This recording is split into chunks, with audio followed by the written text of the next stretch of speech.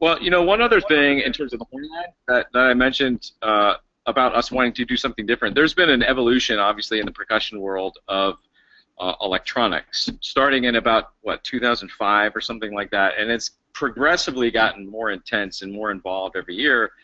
So we thought, why not do something like that and incorporate it into the horn line as well?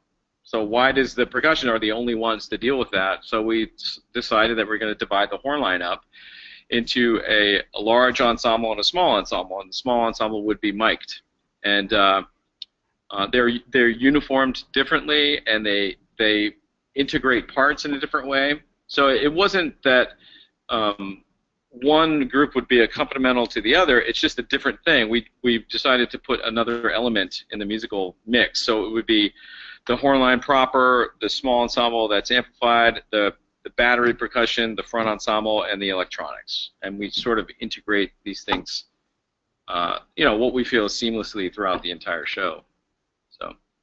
So for you, the horn line has returning members, definitely. Like there was a huge turnout in terms of auditions.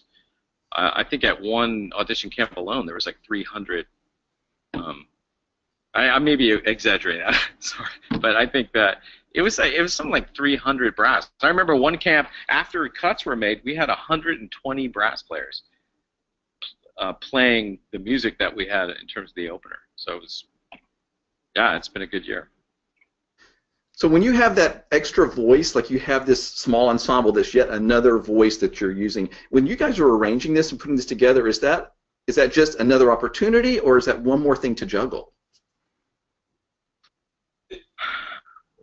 A little bit of both. I think it's an opportunity. Honestly, it's just another thing to consider when you're sort of carving out the pacing of the show, which honestly is another thing I think that we sort of pride ourselves on this year, is that when you watch our show, I'm not sure if you've seen our show yet top to bottom, but it seems short. The whole show seems to go by very quickly, and I think that is a testament to the form and structure of the pacing of the program. That for me personally, I'm not tired of it. I've seen it, for the better part of a year, and it seems to go by quickly. Before you know it, you're sort of in the closer, and I think that's testament to the fact that things are created in a way that is connected horizontally, and moves along quickly and never stalls out in any spot. But I'll just say, in terms of Mike and Andy, the small ensemble gives them an opportunity too. I mean, that's a huge another resource, another group of people that you have to do things with and to highlight and focus. So I think it's been nothing but positive up to this point. Yeah, it not only, like, adding the one thing not only gives you one thing, but it exponentially increases the opportunities you have, the colors you have on your palette with which to create. So you asked, is it one more thing to juggle? It's a lot more things to juggle, but it's also a lot more opportunities to create excitement, to create art.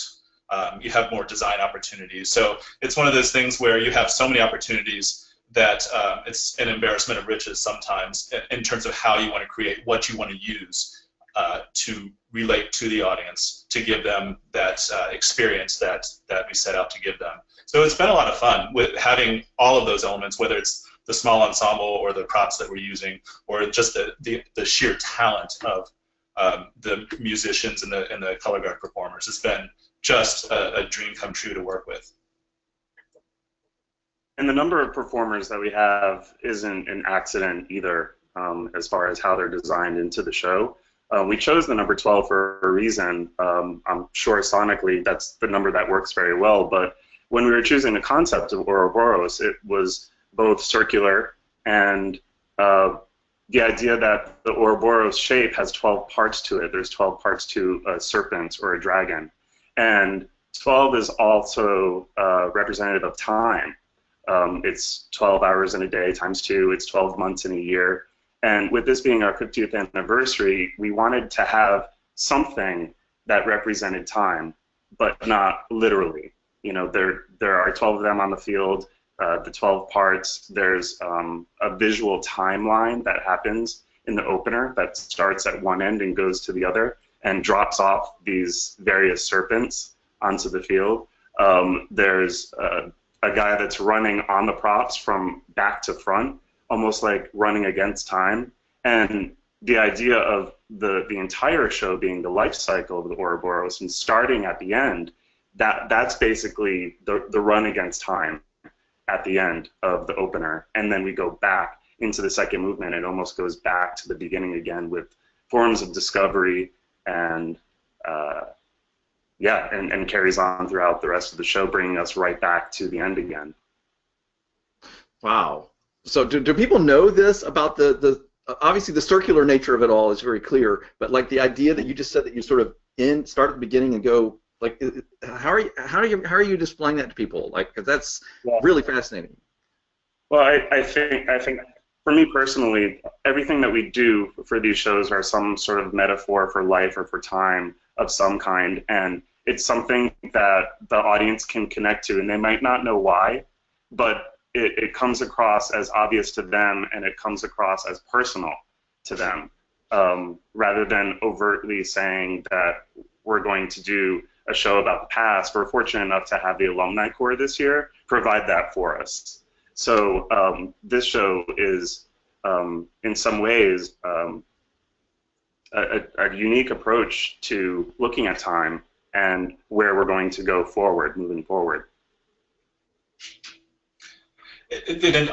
Just to tag on to that, the thing I love about this show, because it is the anniversary year, and you have a lot of options with anniversary shows, some that are great, some that are not, and actually Andy and I both did the 50th anniversary of the Cavaliers, and it was a much different design choice then. At that point we did take a look back and had the old core uniforms transition into the new core uniforms, that kind of a thing. This was something different. This was just the name Vanguard is leading the way in new developments and ideas. We wanted to lead the way into the next 50 years. And so I love that this concept allowed the Corps to take note of the last 50 years, but also create something that is launching us into the next 50 years. Very cool. It's like Vanguard, like that's the thing. This show just seems so Vanguard-y to me. Like I don't know. Like that seems ridiculous to hear me say that out loud now here on tape. But it just like there's this like the cabbies are sort of like they got their swagger, their cabbie. They feel like the cabbies, and I feel like this show just feels like a Vanguard show. And is that just because? I don't know. That seems. I don't even know how to ask that question. It could have been a really simple choice to do some kind of throwback thing. It would have been very simple, and it wouldn't have taken much thought. I thought this decision was a lot more courageous. It was sort of, we don't know what it's going to be, but we know we want to go in this direction. We want to go forward. We want to pave a new path. We want to, people. They're very familiar with the past of this Corps.